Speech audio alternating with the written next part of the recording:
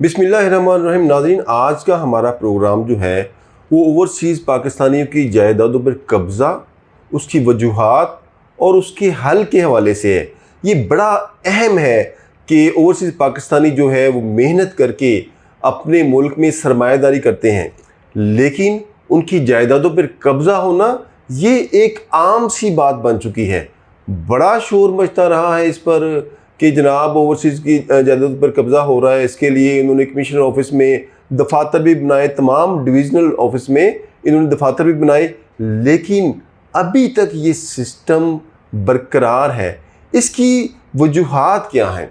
इसकी बुनियादी वजह यह है कि ओवरसीज़ पाकिस्तानी जब जायदादें पाकिस्तान में ख़रीदते हैं, उन पर सरमायाकारी करते हैं, तो ख़ुद ना इधर मौजूद होने की वजह से कुछ अनासर उसका फ़ायदा उठाते हैं और फ़ायदा उठाकर उन जायदादों के जाली कागज़ात बनाकर उन पर काबज़ हो जाते हैं। और ये जाली कागज़ात कैसे बनते हैं, इनमें कौन कौन सी जो अनासर मुलव्वस होते हैं, कौन सा माफिया है, ये कोई एक फ़र्द नहीं करता। बड़ी अहम बात है कि किसी भी ओवरसीज़ की जायदाद पर जब कब्ज़ा होता है तो वो कब्ज़ा करने वाला कोई फ़र्द नहीं होता, बल्कि ये एक ग्रुप की शक्ल में होते हैं। इस ग्रुप में वकला, जाली वकील हम कह सकते हैं, असल वकला तो नहीं हम कह सकते, जाली वकील होते हैं, सहाफ़ी होते हैं, ब्यूरोक्रेट होते हैं, महकमा माल के लोग होते हैं। जब इन्हें पता होता है कि ये लोग जो हैं इस वक्त मुल्क में मौजूद नहीं हैं, तो जाली कागज़ात बनाकर नोटरी पब्लिक से उन्हें जाली तरीके से टेस्ट करवाया जाता है। उसके बाद वकील उसका स्टे लेता है। फिर पुलिस के एहलकार जो हैं वो भी उनके साथ मुलव्वस होते हैं। ये जो पुलिस के जो एहलकार रहते हैं, ये जब कोई शिकायत आती है, फ़र्ज़ करें ओवरसीज़ की जायदाद पे कब्ज़ा हो गया, वो उसके पास एक ही हल है कि वो सबसे पहले वो पुलिस के पास जाएगा। तो पुलिस वाले पहले से उन्होंने इस माफिया ने मैनेज किए होते हैं और इस तरह जो जिसके पास शिकायत लेके जाते हैं तो वो पहले से कब्ज़ा माफिया का हिस्सा होता है, तो उस पर कब्ज़ा करना बड़ा आसान हो जाता है। ओवरसीज़ आते हैं, मखसूस टाइम के लिए उन्होंने मुल्क में आना होता है, वो बेचारे अदालतों का चक्कर लगाते हैं, वो पुलिस के पास जाते हैं, वो डिप्टी कमिश्नर के पास जाते हैं, कमिश्नर के पास जाते हैं। इसी भाग दौड़ में उनके वापसी जाने का जो शेड्यूल उन्होंने मरतब किया होता है वो आ जाता है।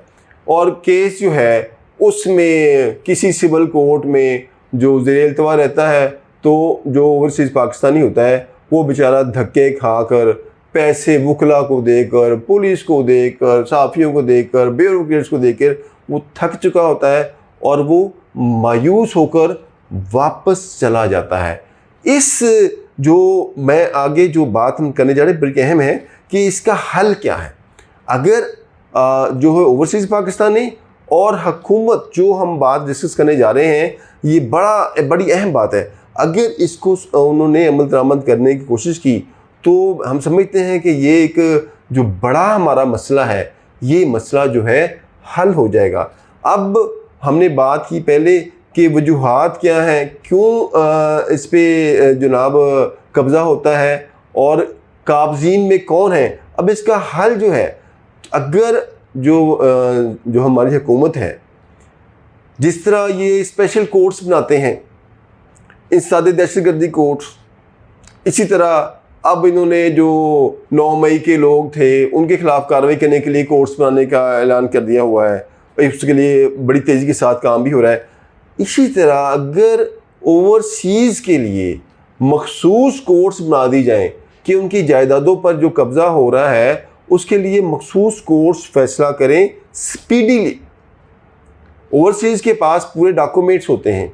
अगर हमारी अदलिया जो है इसमें अपना रोल अदा करे और हुकूमत कानून साजी करे कि ओवरसीज़ की जायदादों पर कब्ज़ा करने वाले अनासर के ख़िलाफ़ की जा उनकी सज़ा जो होगी वो आम सज़ा की निस्बत ज़्यादा होगी, तो इससे अगर कानून साजी कर दी जाए और साथ साथ स्पेशल कोर्ट्स कायम कर दी जाएँ, तो इससे हुकूमती लेवल पे जो एक मामला है वो तो ख़त्म हो जाएगा।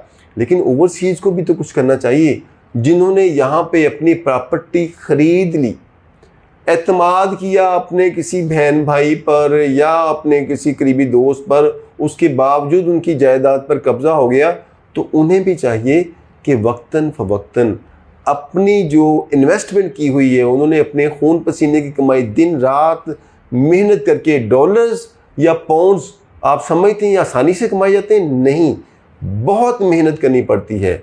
हमारे जो ओवरसीज़ पाकिस्तानी हैं वो पाकिस्तानियों से कहीं ज़्यादा मेहनत करते हैं, तो उसके बाद जाकर वो इस काबिल होते हैं कि वो सरमायादारी करने के लिए पाकिस्तान में कोई जायदाद ख़रीद सकें। तो ओवरसीज़ पाकिस्तानियों से भी गुजारिश है कि अगर हुकूमत ये सारे इक़दाम करती है, अपने क्या कहते हैं खुसूसी कोर्ट्स, स्पेशल अदालतें कायम करती है, स्पेशल कानून साजी करती है, इसके साथ साथ वो भी अपनी नज़रें और अपना कुछ फोकस जो है अपनी जायदाद पर रखें। अपना कोई भी काबिल एतमाद जो भाई, दोस्त, अजीज़, रिश्तेदार, अगरचे आमतौर पर यही लोग कब्ज़ा माफिया का हिस्सा भी होते हैं, लेकिन अच्छे लोगों की कमी नहीं है। इसका मतलब ये नहीं कि पाकिस्तान में सारे लोग करप्ट हो गए। अच्छे लोगों की, उनको अगर आप कुछ जैसे आप कहते हैं कि टेक केयर के लिए अगर आप कुछ इन्वेस्ट करते हैं, अगर आप किसी बंदे की बाकायदा एक जॉब लगा देते हैं कि आपकी जो इतनी तनख्वाह होगी, आपने हमारी जायदाद को टेक केयर करना है, तो इससे भी बहुत सारी मसाइल जो हल हो सकते हैं। अगर आपको हमारी वीडियो अच्छी लगी हो तो इसको लाइक कीजिए, सब्सक्राइब कीजिए और हमारे चैनल को देखते रहिए। इजाज़त दीजिए। अल्लाह हाफिज़।